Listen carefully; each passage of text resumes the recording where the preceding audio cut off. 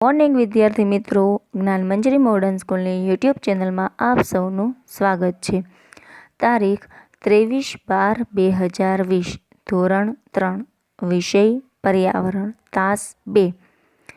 આપણે આજે તાસ 2માં પાઠ 12 વિશે અભ્યાસ કરવાનો છે. તાસ 1માં આપણે પાઠ 12માં અડધા અભ્યાસ કર્યો હતો. હવે જે પાઠ બાકી છે તેનો અભ્યાસ આપણે ફરી કરીશું. તો વિદ્યાર્થી મિત્રો, આપ સૌનું ધ્યાન અહીં. પાના નંબર 85. ઘરકામ. દીપાલી એક એવી છોકરી છે જે શાળાએ જતી નથી. ચાલો તેના વિશે જાણીએ. આપણે આગળ જોયું બધું જ, ત્યારે આપણે ચિત્રોમાં ક્યાં ક્યાં કાર્ય કરતા લોકો જોવા મળે છે એના વિશે જાણ્યું હતું. પછી શાળામાં કયા કાર્ય કરવામાં આવે છે, પછી ક્યાં ક્યાં સંસ્થાઓમાં કયા કાર્યો થાય છે. પછી ચિત્રમાં ઘણા બાળકો એવા છે કે જે શાળાએ નથી જતા, તેઓ શું કરે છે એના વિશે આપણે જાણ્યું હતું. હવે આ દીપાલી છે એનું પણ એવું જ છે કે એ છોકરી શાળાએ કેમ નથી જતી. ચાલો હવે એના વિશે આપણે થોડું જાણીએ. તો કે દીપાલી એના કુટુંબમાં સૌથી મોટી છે. દીપાલી છે એના કુટુંબમાં ભાઈ બહેનોમાં સૌથી મોટી છે. તેના પિતા શાકભાજી વેચે છે. તે શાકના બજારમાં જવા વહેલી સવારમાં જ નીકળી જાય છે. એના પિતાજી છે એ શું કરે છે? શાકભાજી વેચે છે. એટલે તે શાક બજારમાં વેચવા માટે વહેલા સવારે જાય છે. તેની માતા કેટલાક ઘરના વાસણ ધોએ છે અને એના મમ્મી છે એ ઘણા ઘરના વાસણ ધોવા જાય છે, જેને કામ બંધાવેલું હોય એના. તે પણ વહેલી સવારમાં કામ માટે નીકળી જાય છે. એટલે એના મમ્મી છે દીપાલીના, એ પણ વહેલી સવારે કામ કરવા માટે નીકળી જાય છે. દીપાલી તેના ભાઈઓ અને બહેનો માટે જમવાનું બનાવે છે. દીપાલીને ઘરના કામ વધી જાય છે એટલે એના ભાઈ અને બહેન માટે શું કરવાનું હોય છે? જમવાનું બનાવવાનું હોય છે. તે ઘર સાફ કરે છે, વાસણ કરે છે. ઘર સાફ એટલે કે કચરા પોતા કરે, વાસણ કરે, કપડાં ધોએ. આ બધું કામ છે કોને કરવાનું હોય છે? દીપાલીને. કારણ કે પપ્પા સવારે શાકભાજી વેચવા ચાલ્યા જાય છે, મમ્મી બીજા ઘરના વાસણ ધોએ છે તો એક કરવા ચાલ્યા જાય છે. તો દીપાલી છે એ શું છે? સૌથી મોટી બેન. એટલે ઘરનું કામ તો એને જ કરવું પડે છે. પછી તેને રેડિયો સાંભળવો ખૂબ જ પસંદ છે. તે કામ કરતાં કરતાં ગીતો સાંભળે છે. દીપાલીને રેડિયો સાંભળવાનો બહુ જ શોખ છે, પસંદ છે એને. એટલે ઘરનું કામ કરતી જાય છે અને રેડિયામાં ગીતો સાંભળતી જાય છે. કામ કર્યા બાદ તે તેના ભાઈને પિતા પાસે મૂકવા જાય છે. પછી તે તેની નાની બહેનો સુમન અને શૈલાને શાળાએ લઈ જાય છે. કામ કરવા થઈ જાય ને પછી એના ભાઈને નાનો છે એટલે પપ્પા પાસે દુકાને લારીએ મૂકવા જાય છે. અને એની નાની બહેનો છે બીજી બે, એનાથી સુમન અને શૈલા, એ બંનેને ક્યાં મૂકવા જાય છે? શાળાએ મૂકવા જાય છે. પછી જુઓ, અહીંયા આપણે ચિત્ર જોઈ શકીએ છીએ. દીપાલી તેની માતાને ઘરના કામમાં મદદ કરે છે. દીપાલી છે શું કરે છે? એના મમ્મીને ઘરકામમાં મદદ કરે છે. બપોરે તે તેના ભાઈ અને બહેનોને ઘરે પાછા લાવે છે. બપોરે એના ભાઈ અને બહેનને ઘરે પાછા લાવે છે. સાંજે તે પડોશના બીજા બાળકો સાથે રમે છે. તેની માતા સાંજે ઘરે મોડા આવે છે. એના મમ્મી છે એ બહાર કામ કરવા જાય છે એટલે સાંજે મોડા આવે છે. દીપાલી તેની માતાને સાંજનું જમવાનું બનાવવામાં મદદ કરે છે. પાછા દીપાલી છે એના મમ્મીને સાંજે જમવાનું બનાવવામાં પણ મદદ કરે છે. તેના પિતા રાત્રે ખૂબ જ મોડા આવે છે અને એના પપ્પા છે એ શાકભાજી વેચીને રાત્રે બહુ મોડા આવે છે. રાત્રે દીપાલી પથારીમાં સૂતા સૂતા તેની બહેનની શાળાનું પુસ્તક વાંચવાનું પસંદ કરે છે. રાત્રે દીપાલી છે એ પથારીમાં સૂતા સૂતા એની બહેનનું જે શાળાનું પુસ્તક હોય એનું એ વાંચવાનું પસંદ કરે છે. આ ચિત્રમાં આપણે જોઈ શકીએ છીએ કે દીપાલી છે એની બહેનનું પુસ્તક વાંચે છે. એને વાંચવાનો શોખ છે. તે ધોરણ 3 સુધી જ ભણી છે. 3 વર્ષ પહેલાં જ્યારે તેના નાના ભાઈનો જન્મ થયો એટલે તેની સંભાળ રાખવા દીપાલીને ઘરે રહેવું પડ્યું. દીપાલી છે માત્ર કેટલા ધોરણ સુધી ભણી છે? 3 જ ધોરણ સુધી. 3 ધોરણ પછી એનો ભાઈનો જન્મ થાય છે એટલે એના ભાઈને સાચવવા માટે એને શાળા છોડી દેવી પડે છે. ભણવાનું મૂકી દે છે. તેને લાગે છે કે પુસ્તકો વાંચવાથી તેને જાણવા મળશે. એટલે એવું વિચારે છે કે ભલે હું ભણી નથી પણ આ બધા પુસ્તકો હું વાંચું તો મને થોડું ઘણું બીજું બધું જાણવા તો મળે. એટલે રોજે પુસ્તકો વાંચે છે. હવે તે ફરી શાળામાં દાખલ થઈ છે અને નિયમિત શાળાએ જાય છે. હવે પાછી દીપાલી છે એ ફરી શાળામાં દાખલ થઈ અને પાછી હવે રોજ જે નિયમિત શાળાએ જતી જાય છે. હવે યાદ કરો અને લખો. હવે આપણને થોડા પ્રશ્ન પૂછ્યા છે. દીપાલી તેના પોતાના ઘરમાં ક્યાં ક્યાં કામ કરે છે? આ દીપાલી છે એને તેના પોતાના ઘરમાં ક્યાં ક્યાં કામ કરવા પડ્યા છે? તો કે નાના ભાઈ બહેનો માટે જમવાનું બનાવવાનું, ઘરને વાસણ સાફ કરવાના, કામ કર્યા પછી એના ભાઈને પિતા પાસે મૂકવા જવાના, નાની બહેન સુમન અને શૈલાને નિશાળે મૂકવા જવાનું, સાંજે માને જમવાનું બનાવવામાં મદદ કરવાની. આ બધા જ કાર્યો છે દીપાલી એ કરવા પડતા હતા. હવે આપણને પૂછ્યું છે કે શું તમે પણ ઘરકામમાં મદદ કરો છો? જો હા તો કયા કયા કામમાં નીચે લખો. આપણી ઉંમર નાની છે, આપણે ઘરના બધા જ કામ ન કરી શકીએ, પરંતુ મમ્મીને ને એને થોડા કામમાં તો મદદ કરી જ શકીએ. ઘરની સફાઈ કરવામાં છે, પછી વસ્તુ ગોઠવવામાં છે, પાણી ભરવામાં મદદ કરી શકીએ, ધોયેલા વાસણો લૂછવામાં, સોફા સેટની ગોઠવણી કરવામાં, પથારીમાં ચાદર પાથરવામાં, પછી બા દાદાને વસ્તુ જોઈતી હોય તો અંબાવામાં, પપ્પાને વસ્તુઓ અંબાવામાં, નજીક બજારમાંથી વસ્તુ લાવવા મૂકવામાં. આ બધી જ વસ્તુઓ છે જે કામો એ આપણે પણ ઘરે કરી શકીએ છીએ.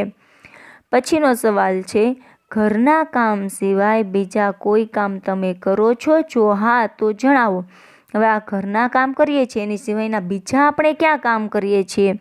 તો કે દુકાનમાંથી સામાન લાવવા લઈ જવામાં મદદ કરીએ છીએ, દૂધ દહીં વગેરે અનાજ કાંઈ લાવવું હોય તો, શાકભાજી લાવવામાં, અનાજ દળાવવામાં, છોડને પાણી પાવામાં, દાદા દાદીને મંદિરે દર્શન કરવા લઈ જવામાં, પપ્પાને વસ્તુ અંબાવવામાં, ટિફિનને એવું દેવા જવાનું હોય પપ્પાને દુકાને તો ત્યાં દેવા જવામાં. આ રીતે આપણે ઘણા બીજા કામોમાં પણ મદદ કરી શકીએ છીએ.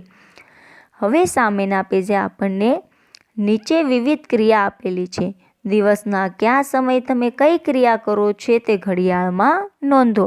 આપણને ઘડિયાળનું ચિત્ર આપ્યું છે અને એમાં વિવિધ ક્રિયા આપી છે. હવે કયા સમયે આપણે કઈ ક્રિયા કરીએ છીએ તે લખવાનું છે. સવારમાં ઉઠવું તો આપણે સવારમાં કેટલા વાગે ઉઠતા હોઈએ એટલો ઘડિયાળમાં સમય દોરવાનો છે, તો કે 7 વાગે. એટલે ઘડિયાળમાં 7 વાગ્યાનો સમય દોરવાનો. પછી શાળાએ જવું. આપણી શાળાનો સમય શું હોય છે? 12:30નો. એટલે ઘડિયાળમાં આપણે કેટલા વગાડવાના? 12:30, 12:30. પછી શાળાએથી પાછા ફરવું. શાળાએથી છૂટવાનો સમય કેટલા વાગ્યાનો? 5:30નો. એટલે 5:30 વાગ્યાનો. પછી ઘરે ભણવા બેસવું. આપણે 5:30 છૂટીએ, 6 વાગે ઘરે પહોંચીએ, નાસ્તો કરીએ, થોડી વાર ફ્રેશ થઈને રમીએ, પછી 7 વાગે છે આપણે આપણું લેસન કરવા બેસી જઈએ. એટલે આપણો ઘરે ભણવા બેસવાનો સમય કેટલા વાગ્યાનો કહેવાય? 7 વાગ્યાનો. પછી રમવા જવું તો આપણે શાળાએથી આવીને ફ્રેશ થઈ ચા નાસ્તો કરીને ઘડીક રમવા જઈએ, એટલે ત્યાં સમય આવશે 6 વાગ્યાનો. અને રાત્રે સૂઈ જવું તો રાત્રે આપણે 10 વાગે ત્યાં તો સૂઈ જઈએ. એટલે એમાં ઘડિયાળનો સમય કરવાનો છે 10 વાગ્યાનો. આમ આપણે ઘડિયાળમાં વિવિધ ક્રિયા દ્વારા અલગ અલગ સમય કર્યો. હવે તમારા ઘરના કયા સભ્યો ઘરના કામ કરે છે? તેઓ ક્યાં ક્યાં કામ કરે છે? આપણને પૂછે છે કે આપણા ઘરમાં સભ્યો છે બધા, એમાંથી કોણ ક્યાં ક્યાં કામો કરે છે? તો કે આપણા ઘરના ઘણા બધા સભ્યો હોય છે જે જુદા જુદા કામો કરતા જોવા મળતા હોય છે અને બધાના કામો છે એ પણ અલગ હોય છે. હવે આપણે એમાં જોઈએ કે કુટુંબના સભ્યો અને એના કામ જે આપણને આપેલા છે એના વિશે આપણે જાણીએ. મમ્મી, તો મમ્મી આપણા ઘરે ક્યાં ક્યાં કામ કરે? આપણને અહીં ઘડિયાળ આપી છે ને, એ ઘડિયાળ વિશે આપણે જોઈ લીધું. હવે આગળ છે તમારા ઘરના કયા કયા સભ્યો કામ કરે, એમાં કુટુંબના સભ્યો અને તેના કામ. તો છે મમ્મી. મમ્મી ક્યાં કામ કરે? તો કે ઘર કામ કરે, ભોજન બનાવવાનું કામ કરે, ઘરની સફાઈ કરવાનું, ઘરની વ્યવસ્થા જાળવવાનું, આ બધા કામ છે કોને કરવાના હોય છે? મમ્મીએ. રસોઈ કરવી, ઘરકામ કરવું એટલે કે કચરા પોતા બધું કરવાનું, વાસણ કપડાં કરવાનું, સફાઈ કરવાની, એ બધું. પછી બહેન, તો બહેન છે ક્યાં ક્યાં કામ કરે? તો કે મમ્મીને કામમાં મદદરૂપ થાય છે. પછી છે ભાઈ, તો ભાઈ છે એ બજારમાંથી સામાન લાવવા લઈ જવાનું કામ કરે છે. પપ્પા, તો પપ્પા છે એ સામાજિક કાર્યો અને બેંકને લગતા કાર્ય કરે છે. પપ્પાએ નોકરીએ જવાનું હોય, સાથે રજા હોય ત્યારે અમુક સામાજિક કાર્યોમાં જવું પડતું હોય ત્યાં જાય અને બેંકમાં જે કાંઈ કામ હોય એ કરે છે. પછી દાદા, તો દાદા છે શાકભાજી લાવવામાં પણ મદદરૂપ થાય છે. ઘરનું લાઇટ બિલ ભરવા જવું હોય, વેરા ભરવા જવું હોય તો એ કામ છે કોણ કરી શકે છે? આપણા દાદા. આમ આપણા કુટુંબના દરેક સભ્ય છે એ બધા જ જુદા જુદા કામ કરતા હોય છે. હવે પછીનો છે, તમારા કુટુંબના કયા સભ્યો પૈસા કમાવાનું કામ કરે છે? આપણા ઘરના, આપણા કુટુંબના કયા કયા સભ્યો છે જે પૈસા કમાવાનું કામ કરતા હોય છે? તો કે આપણા પપ્પા. પપ્પા છે એ ઓફિસે જાય છે અને પૈસા કમાય છે. પછી ભાઈ હોય મોટો અને એ કમાતો હોય, તો ભાઈ છે એ કંઈ કંપનીમાં જતો હોય અથવા તો કારખાનામાં જતો હોય છે, અલગ અલગ કામ કરતા હોય છે. પછી મમ્મી, તો કોઈના મમ્મી છે એ હાઉસવાઈફ એટલે કે ઘરકામમાં કરતા હોય છે, બહાર કામ ન કરતા હોય. કોકના મમ્મી નોકરી પણ કરતા હોય છે, શાળાએ ભણાવવા જતા હોય છે અથવા બેંકમાં હોય, પોસ્ટ ઓફિસમાં હોય, તો એ રીતે પૈસા કમાય છે. પછી બેન, તો બહેન છે એ એન્જિનિયરિંગ કરેલું હોય છે અથવા ડૉક્ટર હોય છે, તો એ રીતે પૈસા કમાતી હોય છે. આમાં આપણા કુટુંબના લગભગ બધા જ સભ્યો છે એ પૈસા કમાવાનું કામ કરતા જોવા મળે છે. પછીનો સવાલ છે, તમારા કુટુંબના કયા સભ્યો કામ કરે છે પરંતુ તેઓ તેના પૈસા મળતા નથી? હવે આપણને પૂછે છે કે તમારા કુટુંબના કયા સભ્ય એવા છે જે કામ કરે છે પરંતુ એને એ કામના પૈસા મળતા નથી? તો આપણા મમ્મી છે એ ઘરકામ બધું જ કરતા હોય છે. ઘરે કપડાં, વાસણ, સફાઈ કરવી, પછી કચરા પોતા કરવા, રસોઈ બનાવવી, પપ્પા માટે ટિફિન બનાવવું, તમારા માટે નાસ્તો બનાવવો, બધું જ કામ કરતા હોય છે. પરંતુ એને કોઈ દિવસ પૈસા મળતા નથી એ કામના. કેમ? પપ્પા છે, ભાઈ છે, બહેન છે, બધા કામ કરે, બહાર જઈને નોકરી ધંધો કરે તો એને પૈસા મળે, પરંતુ પપ્પા મમ્મી છે એને આ કામ કરવાના પૈસા મળતા નથી. હવે તમારા દાદા દાદી પાસેથી જાણો, તેઓ જ્યારે બાળક હતા ત્યારે કેવા કામ કરતા હતા?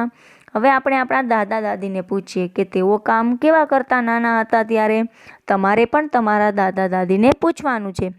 તો કે દાદા દાદી નાના હતા ત્યારે ખેતરમાં કામ કરવા જતા હતા. એને ખેતર હોય તો એમાં કામ કરી શકે. પછી પપ્પા બીજે જોબ કરતા હોય તો એને ટિફિન દેવા જવાનું કામ કરી શકે છે. પછી ગામમાંથી વસ્તુ લેવા જવાનું, કોઈએ પાળેલા પશુ હોય તો એને સીમમાં ચરાવવા જવાનું કામ કરે. બળતણ માટે લાકડા કાપવા જવાનું કામ કરતા.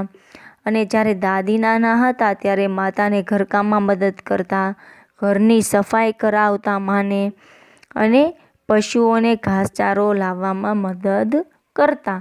આમ અલગ અલગ કામ છે લોકો કરતા હશે. હવે આગળ જેટલા કામ છે, પિતાની ખેતીમાં મદદ કરવી, પશુને ચરાવવા, તેની માતાને કામમાં મદદ કરવી, વસ્તુ લાવવા મૂકવામાં, પશુ માટે ઘાસચારો લાવવા, એ બધું જ આપણે આમાં લખવાનું છે. હવે આગળ સરલા તેના બાને આ જ પ્રશ્ન પૂછે છે. સરલા છે એ પણ તેના બાને આવો જ એક પ્રશ્ન પૂછે છે. જ્યારે હું નાની હતી ત્યારે મારે મારા વડીલોને લાકડા વીણવામાં, છાણા બનાવવામાં અને છાણથી દીવાલ લેપવામાં મદદ કરતી હતી. એટલે સરલાને પૂછે છે તો બા જવાબ આપે છે. સરલા એના બાને પ્રશ્ન પૂછે છે એટલે બા કહે છે કે હું નાની હતી ત્યારે મારે મારા વડીલોને લાકડા વીણવામાં મદદ કરવી પડતી, છાણા બનાવવામાં, પછી એનું લીંપણ કરવામાં, પછી આ બધી એને મદદ થતી. હવે આપણી પાસે સગડી છે જે ગેસથી ચાલે છે. હવે આપણી પાસે સગડી આવી ગઈ છે જે ગેસથી ચાલે છે. આપણા ઘરની દિવાલોને છત સિમેન્ટની છે અત્યારે આપણા ઘરની દિવાલને છત કેની છે? સિમેન્ટની, એટલે ત્યાં કાંઈ લીપણ કરવાની જરૂર પડતી નથી. સરલા તેના બાએ આ બાળપણમાં જે કામ કર્યા એવા કોઈ કામ કરવાની જરૂર નથી.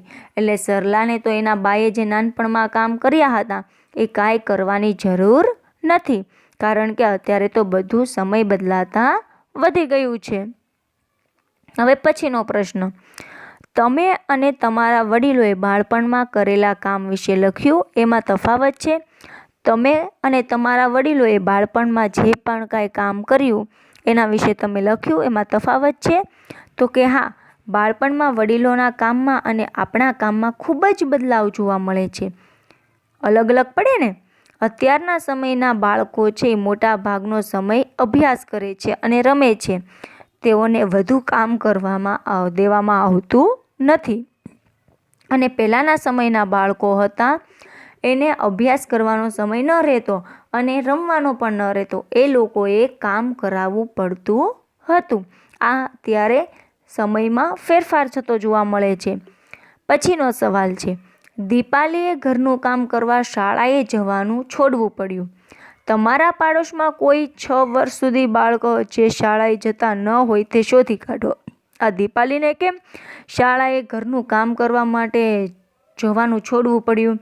એમ તમારા વિસ્તારમાં આડોશ પાડોશમાં પણ કોઈ એવું છે કે જે શાળાએ ન જતું હોય, એને શોધી કાઢવાનો છે. તો આ બાળક કેવી રીતે શાળાએ ગમે એ અંગે લખો. આ બાળકને કેવી શાળાએ ગમે એ અંગે લખવાનું છે. તો કે એ બાળકને ઘણી બધી શાળાઓ, ઘણીવાર એવું હોય છે કે બાળકને શાળાએ અમુક કારણોસર ન જવું પડતું હોય. કારણ કે અમુક વર્ષ એવું થાય કે માતા પિતા છે મજૂરીએ જતા હોય છે, તો નાના ભાઈ બહેનને રાખવા માટે શાળાએ નથી આવી શકતું. અથવા તો પિતા ન હોય તો ઘરનું ગુજરાન ચલાવવા બાળકે નોકરી કરવી પડતી હોય, મજૂરી કરવી પડતી હોય, તો ન આવી શકે. હવે આપણને એમ કીધું છે કે આ બાળકને કેવી રીતે શાળાએ ગમે. તો કે એમાં ઘણા બધા કારણ હોઈ શકે છે. બાળક પોતાના અનુકૂળ સમયે શાળામાં આવી શકે છે. પછી પોતાના માતા પિતાને ઉપયોગી થયા પછી ભણવા આવે તો ચાલે. મજૂરી કરવા જવું પડતું હોય તેવું બાળક પૂરેપૂરો સમય શાળામાં ન આપી શકે તો સમયની પાબંદી છે એ ના હોય, એટલે કે સમયનું કાંઈ માન ન હોય, જ્યારે આવું હોય ત્યારે આવી શકે, એવી રીતના હોઈ શકે તો એને ગમે. પછી આવા બાળકને હાજરીનું ધોરણ ઓછું હોય, એટલે કે હાજરી ઓછી હોય શાળામાં, તો ચલાવી લેવું પડે.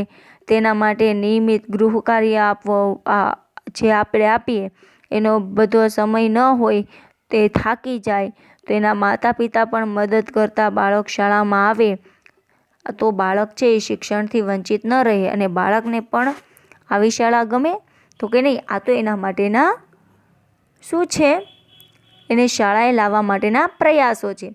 હવે પ્રથમ બાળકનું નામ, આપણે શાળામાં જે પ્રથમ બાળક હતું એનું નામ. તો કે પ્રથમ બાળકનું નામ એટલે કે આપણે પહેલાં બાળકનું નામ લખવાનું છે કે આપણી શાળામાં એવું કોઈ બાળક હોય તો કે જતન. પછી શાળાએ ન જવાનું કારણ, તો કે માતા પિતાને પૈસા કમાવામાં મદદરૂપ થવા માટે. અમુકને મેં તમને હમણાં કીધું હતું એમ કે કાંઈ કારણસર હોય એવું કે શાળાએ ન જઈ શકતું હોય, કાં મજૂરી કરવા જવું પડતું હોય, કાં તો માતા પિતા વહી જાય મજૂરી કરવા તો ભાઈ બહેનોને રાખવા પડતા હોય, ઘણા કારણ હોઈ શકે. પછી એવું બીજું બાળક છે, તો કે બીજું બાળક છે કરણ. તો એને શાળાએ ન જવાનું કારણ, તો કે માતા પિતા મજૂરી કરવા જાય ત્યારે એને ઘરનું કામ કરવું પડે છે. શાળામાં શું ગમે તેની વિગત, તો કે શાળામાં ભણવાનું અને રમવાનું ગમે. બાળકોને શાળામાં શું ગમતું હોય, તો કે બાળકોને શાળામાં રમવાનું અને ભણવાનું આ બંને વસ્તુ ખૂબ ગમતી હોય છે. હવે લખો, આ બાળકને શાળામાં આવતા કરવા તમે શું કરશો.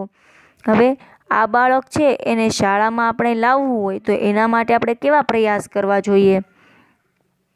તો કે આ બાળકને શાળામાં લાવવા માટે વાલીને બોલાવીને સમજાવવા પડે.